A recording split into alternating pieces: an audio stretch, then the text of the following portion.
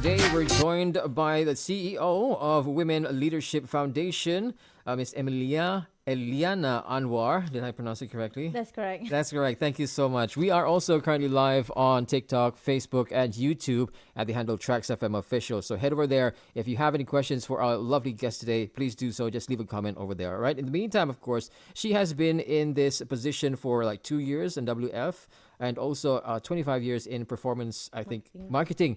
And that's a very daunting task. So what is it like in the life of a CEO of WLF? I must say, hi. First of all, I'll say thank you for having me, Otto. I'm sorry. I'm just straight to the question. Yeah, sure. Yes, thank you very much for coming. No problem. Sorry. So I would say that one of the interesting thing that we have done at WLF is to empower more women in leadership position roles. What I think my founders, when they mooted this idea of having WLF, is to actually put more women in decision-making position. We are currently, I wouldn't say lacking, but we need more women in decision-making position to actually put Malaysia in a global and competitive stage. Mm-hmm. Yeah. So this, when it comes to your line of work, how is it like? You know, it's kind of daunting. How many people have you been like working with, and how does it feel to be in a leadership role? For the past 2 years, we have run, I would say, more than 20 programs, and of which I would say 50% of those programs are training programs.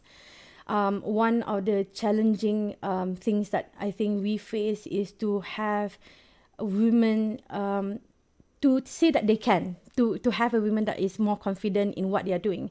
A lot of times when we meet these women, they are a good, I would say, leader in their own roles, but after a while, what we realize, they do not have that confidence to grow further.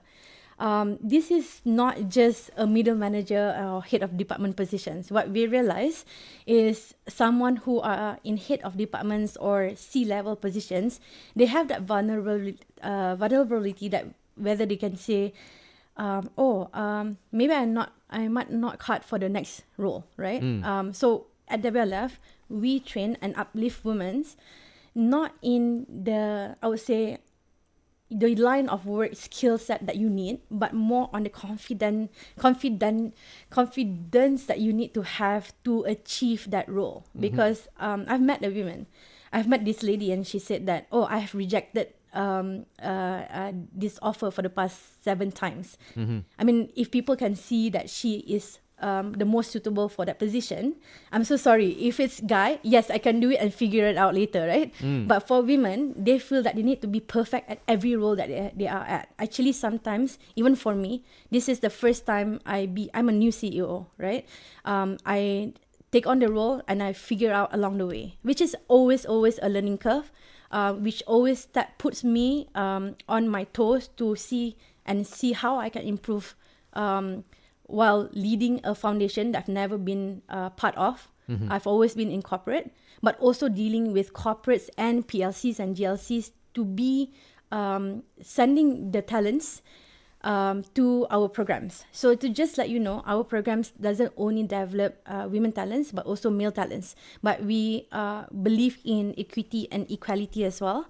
At the same time, we limit 80% women participation and 20% male. It's just that we wanted to have this dynamic through the programs that we run. Now, when you say vulnerability as well as confidence issues, I mean, is it naturally in their state based on your observation towards this? And do you see any difference between the leaders now and the upcoming leaders who decide, no, I don't think I fit the role? What kind of things that you feel that they are lacking aside from the vulnerability?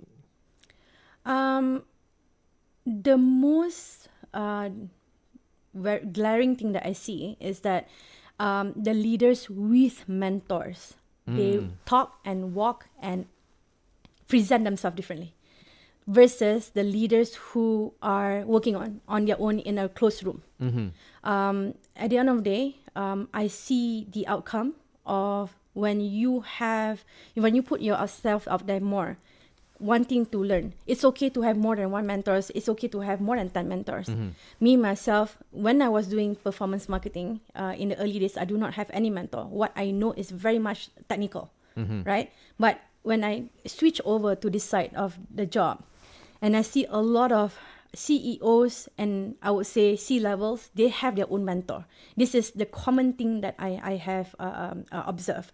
So with having mentors, not only that you have the ability to for visibility, that you are connected with other networks of mentor, but they will also challenge you in a way that, hey, why don't you think this differently? So I give you a simple example for me as a person who runs a foundation. I have three founders. I'm greatly mentored by them, but all of them have different strengths. So how do I use their strength at my best interest, right? In order to push the foundation even more. So just to sum it up, having mentors really boosts your confidence. But the vulnerability side comes within you. You always have doubt. And then as you grow higher in your position, you will have your self-sabotage, I would say internal self-sabotage. But how do you shut those negative mindset inside you so that you can raise the bar and also go further? So are you saying that women are more vulnerable than men in terms of gender, or is this more towards an isolated event rather than saying it's a gender issue? It's more towards how you're brought up or how you mingle around with your environment and all that. What's your take on that? I would say a bit of both. So yeah, growing up, I'm very much, my mom is the dominant one in the family. So I actually look up to her a lot. But at the same time, my dad always involved us, women and men in the household to be collective into making decisions together. So if it comes to the application of the real world, I think that if you look into, it's not just about gender equality, but how do you actually make your voice heard out there, right? But the most important thing is to also make sure that no one is left behind. So in all your decision making position, in your decision making connotation, you need to be mindful of the impact that you are making in the organization, but at the same time how the community will affect in those decisions that you make. Because for example, let's say I'm going to announce a structure change in an organization. How will that impact my immediate team members in my team? But how will that also impact their families? Because nowadays we spend our time more at work than home, right? Somehow it will affect each other. It's the entire ecosystem. So if I am vulnerable at home, do I carry it? You can't help it to not carry it to work. But how do I make work a certain level of confidence that you can be comfortable in order for you to thrive? So yeah. Well, for me, I never bring any personal issues or any emotions towards work, because to me, when I arrive, I step in the studio, I leave all the emotions back outside. But Man is very one-sided. Yeah. Is that the case for women as well? Or is it a totally different way? How do you even think?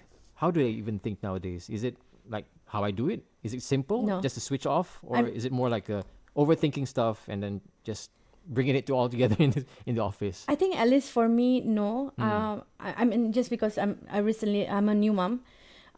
Even right now while talking to you, a lot of things goes through my mind. Like for example, work and also at home. Like how is she doing? I have to leave her to a caretaker that I just have to believe in, right? But just switching off doesn't work in at least me or at least the women around me that I know, because a lot of times even at work, right? Even holding this role, I need to manage my board members. I need to manage my founders. I also need to manage the team that I have. And the team that I have, we have such a small team because we are a foundation.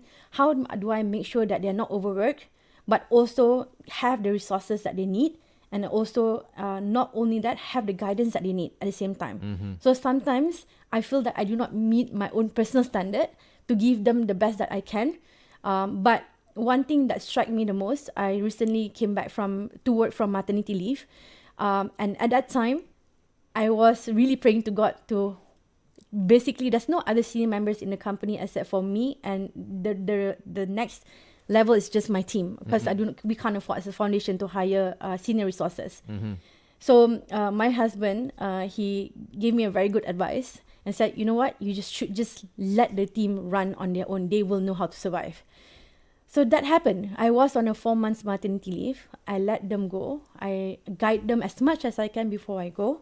I am so proud of them that until today, I am now back in the role and able to do other things that I was never able to do last time. I guess trust is very important Yes. in the team. Trust, Yes. yeah, and proper guidance as well. Yes. All right. Well, if you've just tuned in, we're talking to Emylia Liyana Anwar, the Chief Executive Officer from the Women Leadership Foundation, and we're talking about women empowerment. So if you want to join the conversation, do so on our social media accounts right now. We're live at TRAXXfm Official. Leave a comment and then we'll discuss it later on as well. And of course, the topic on women as well when it comes to looking for opportunities. We're going to delve into that in just a bit. So stick around right here on TRAXXfm.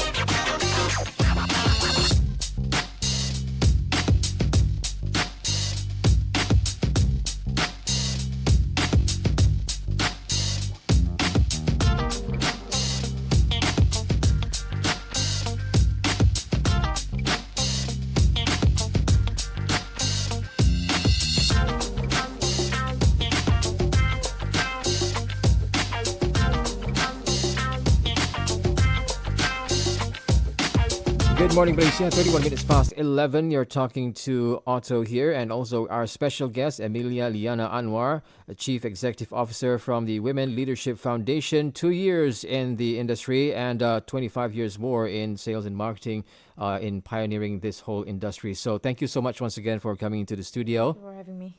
And for those of you who just tuned in as well on our social media accounts, particularly on Facebook and TikTok, thank you very much. If you have any questions or you just like to say hello, let us know through there, all right, the comment section. For now, I have Christiana Chin says, Happy Tuesday and good morning, Otto and Emylia. Thank you so much for joining the conversation here, as well as on TikTok. And anyway, back to the question at hand. Now that we know that women are actually increasing in terms of decision-making positions, as well as that we already established whereby women have some certain issues whereby vulnerability comes into play and also confidence as well. But I want to know as well, how far along are we when it comes to women in making decisions in this decision level making? What's the percentage like in the workforce?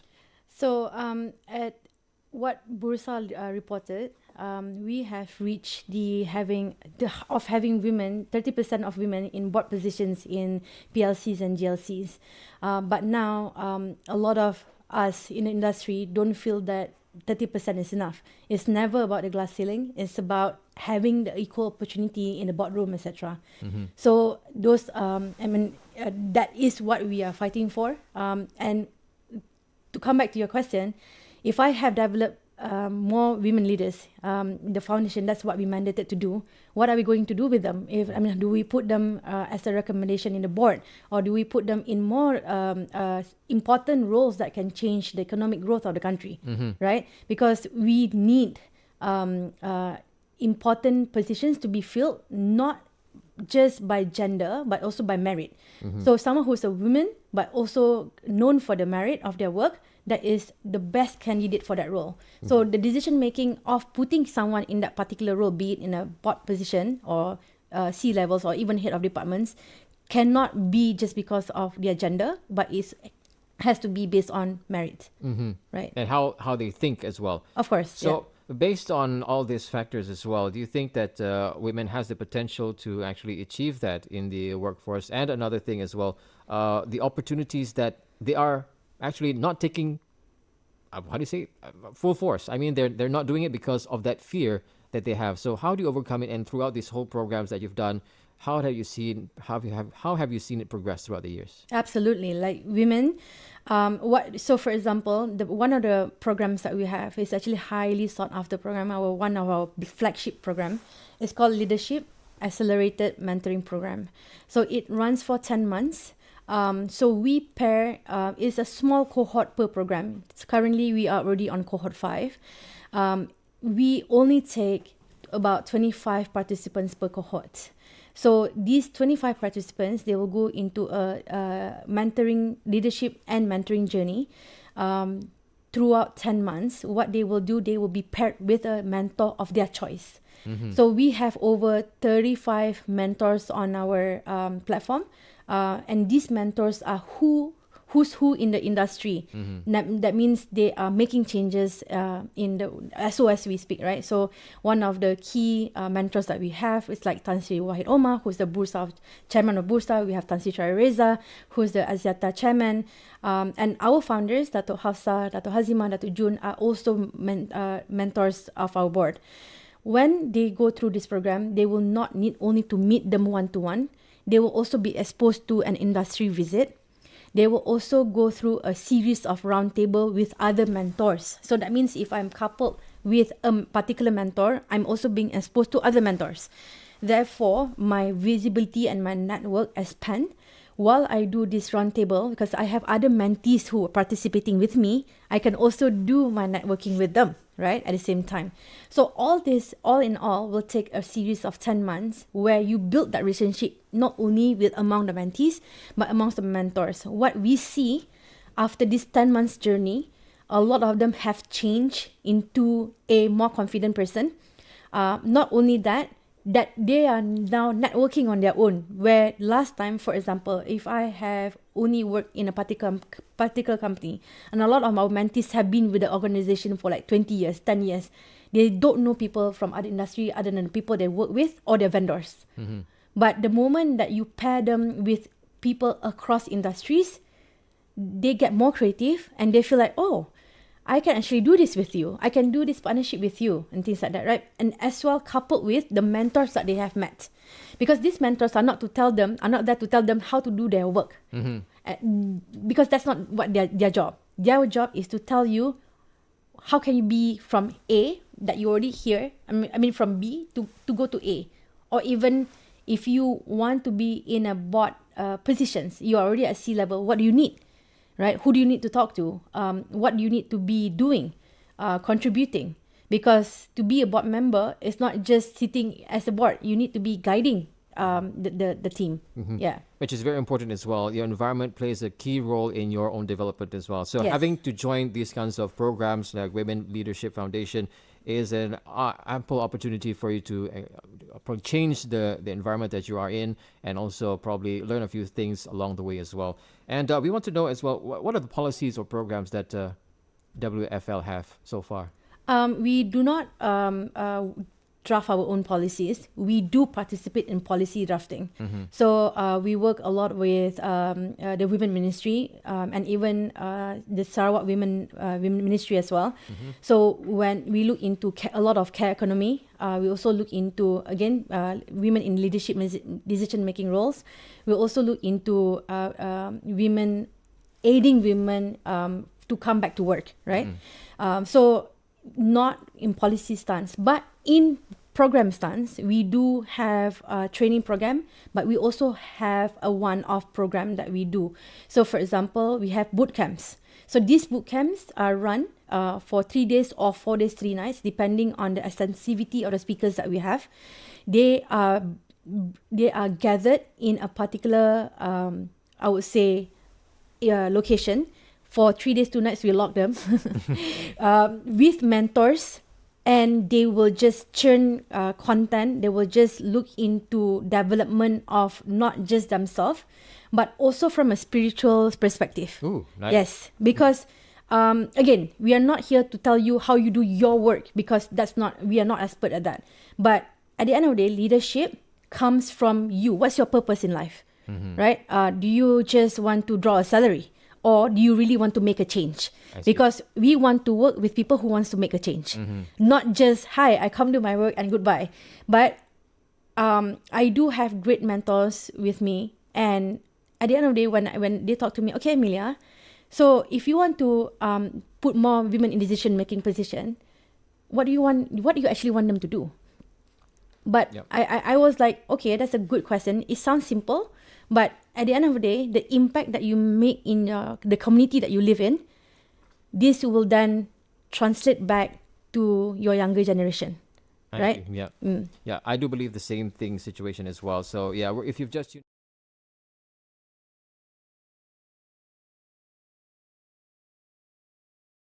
in leadership, and we've already discussed a lot of things, particularly when it comes to confidence, vulnerability, as well the opportunities for women. And now we're going to delve into a much more deeper aspect in just a bit. So if you want to say hello or just want to comment, leave the comment in the comment section. And we're also live on Facebook, TikTok as well, and on YouTube. So let us know what you think, and let us know in the comment section. All right, in the meantime, we're going to take a short break, and we'll be right back with our guests for today.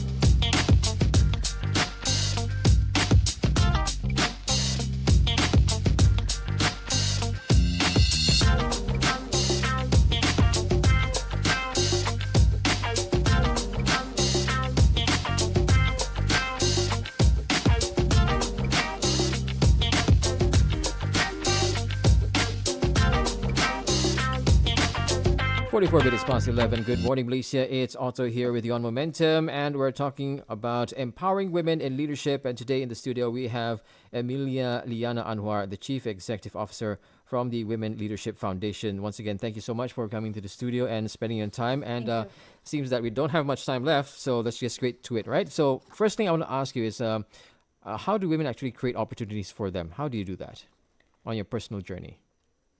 It's you. So It's you. it's Simple as you. that. It's you That's because nothing else. It's just you. correct. Like I just want to put caveat, right? Whether you come from a privilege or non-privilege, at the end of the day, a lot of resources can be brought to you, whether you drink it or not, right? So what's the saying is, you can only bring the water to the horse, whether the horse drink it or not. So this is where I think whether you have that standards and self-ignite in you, whether you want to be more or do more. Exactly. I love that quote because it shows that your initiative is there and you want to feed the horse. Correct. But it's up to the horse whether they want to take it or not. Correct. And how do you feel at the end of the day? Yes. Are you going to feel empowered to give again that water, or are you going to put back the water back where it came from? So the motivation in that is very important as well. Can I also share something? Yeah, sure. I recently heard an interview. This lady, Shannon, she is one of the fastest Olympian. She is a sprinter, right? And she's the shortest American women. And then an interview went by and asked her, what goes through your mind on that running track? Because everyone is a sprinter on that running track, right? What makes you different than them? Okay. Her answer was just one thing. It's at the end of the day, is who wants more.